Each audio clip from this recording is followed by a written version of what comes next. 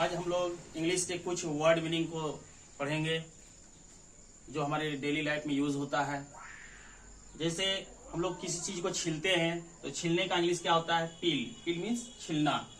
फिर अगर किसी चीज को भिंगाते हैं वाटर में, पानी में भिंगाते हैं तो उसका इंग्लिश क्या होता है? सॉक। सॉक मीन्स भिंगाना। फिर अगर किसी चीज को हम पीसते हैं तो पीसना का इंग्लिश क्या होता है? तो ग्राइंड। ग्राइंड मीन्स पीसना। फिर अगर किसी चीज को हम पलटते हैं तो पलटने का इंग्लिश क्या होता है? फ्लैट। फ्लैट मीन्स पलटना। फिर मूर्ख। मूर्ख बनाना या मूर्ख का इंग्लिश क्या होता है? स्टूपिड। स्टूपिड मीन्स मूर्ख। मूर्ख होता है। अगर किसी चीज को हम सेक रहे हैं तो सेकना का इंग्लिश क्या होता है? बेक। बेक मीन्स सेकना। अगर किसी चीज को हम भून रहे हैं, जो हम लोग जो है किसी खाना उना को जो है भूनते हैं तो भुनना का इंग्लिश होता है रोस्ट। Roast means भुनना।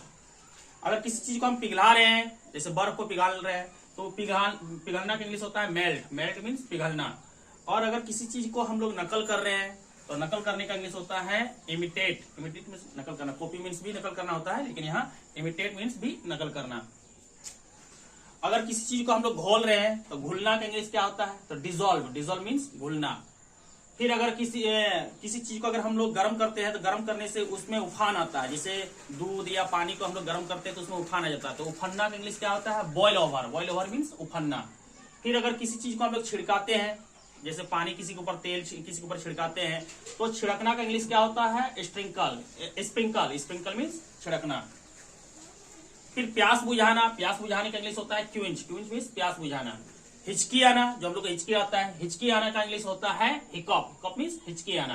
ताली बजाना। ताली बजाने का इंग्लिश होता है क्लैप। क्लैप मीन्स ताली बजाना। सीटी बजाना। सीटी बजाने का इंग्लिश होता है विस्टल। विस्टल मीन्स सीटी मारना या सीटी बजाना।